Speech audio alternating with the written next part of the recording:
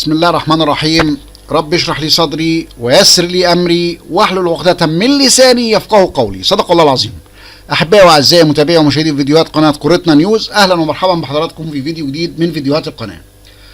فيديو جديد هنتكلم فيه ان شاء الله وهنسمع فيه ان شاء الله عن جماهير ولاعب او نجم نادي الزمالك السابق، كلامه ايه قبل الماتش ووعد بايه وحذر جماهير الاهلي بايه وعمل ايه بعد الماتش، وتعليقات او اقوال احد مشجعي او جماهير نادي الزمالك بعد الماتش كان ايه رايه وقال ايه واللي هو عمله. تعالوا مع بعض نبدا الفيديو. بس في البدايه استاذن حضراتكم اللي ما اشتركش في القناه يشرفنا بالاشتراك في القناه وتفعيل زر الجرس واختيار امر الكل، ولو عجبك الفيديو ما تبخلش علينا بعمل لايك للفيديو. في البدايه نصلي ونسلم على سيدنا رسول الله صلى الله عليه وسلم، ونبدا بلاعب او نجم الزمالك السابق. كلنا عارفين أسامة حسن اللي كان مدافع في النادي في اشبال النادي الاهلي، والنادي الاهلي مشاه. ومش هقول مشاه ليه، لان اعتقد يعني المهندس عادل القيع طلع وقال احنا مشينا ليه والكلام ده، كلكم عارفين القصه، فمش حابب اخوض فيها اكتر من كده. بس للاسف انه لما راح نادي الزمالك بقى يعني مش عارف اقول ايه، يعني بقى عنده كره رهيب للنادي الاهلي. فطلع الكابتن أسامة حسن وقال على الاهلي، قال على الاهلاويه هم محروقين قوي وخايفين قوي.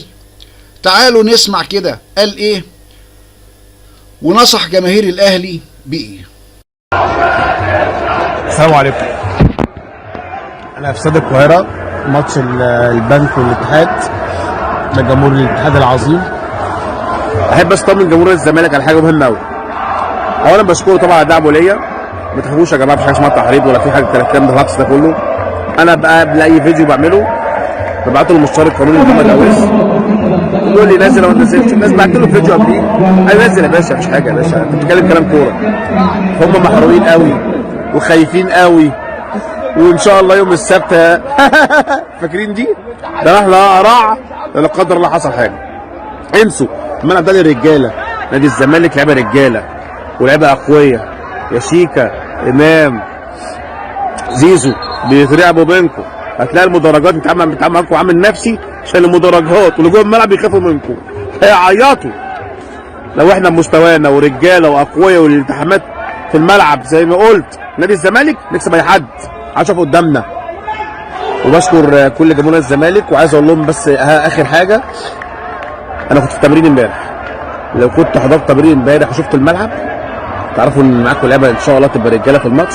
ملكه مطلع نار، اقسم بالله. انصح جميع النادي الاهلي ما تجيش، تبقى هزيمه قاسيه عليهم، قاسيه. وزي ما قلت احلى قرع ولا قدر الله حصل حاجه. شوف على خير يوم السبت. سمعتوا ده كلامه قبل الماتش، تعالوا نسمع كلامه بعد الماتش.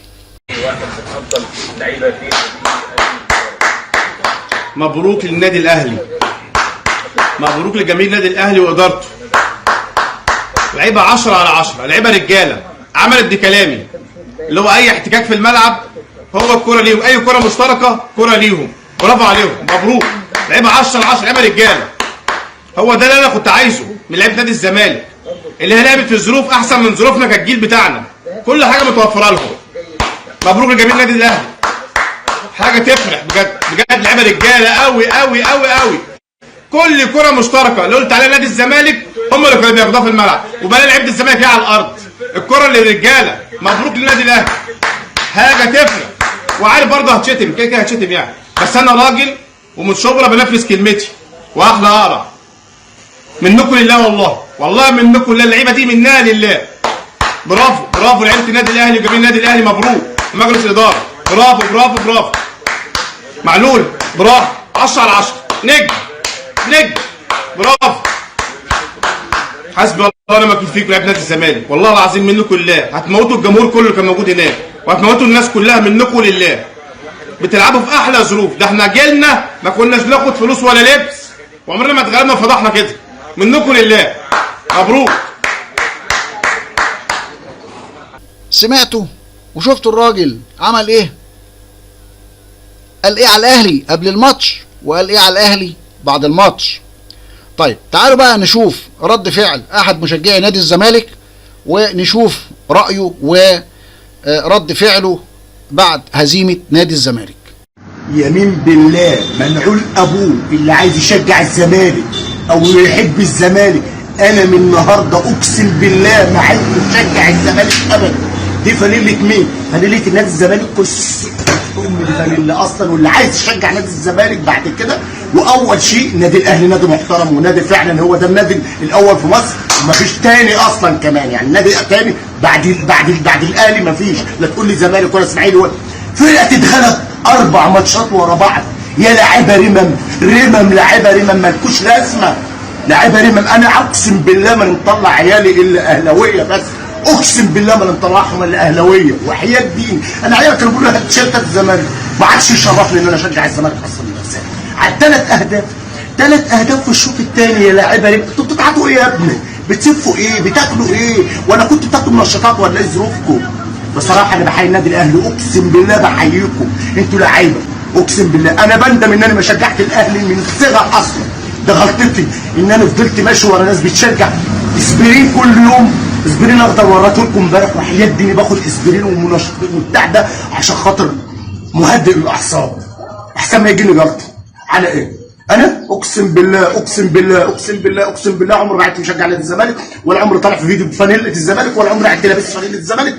واذا طلعت فانيله الزمالك من يوم ورايح، عايز كل واحد يقول لي انت اصلا انسان مالكش كلام من تاريخه. معلش عدوا اللي عدوا، بس اقسم بالله يا جماعه ما عدت لابسها تماما.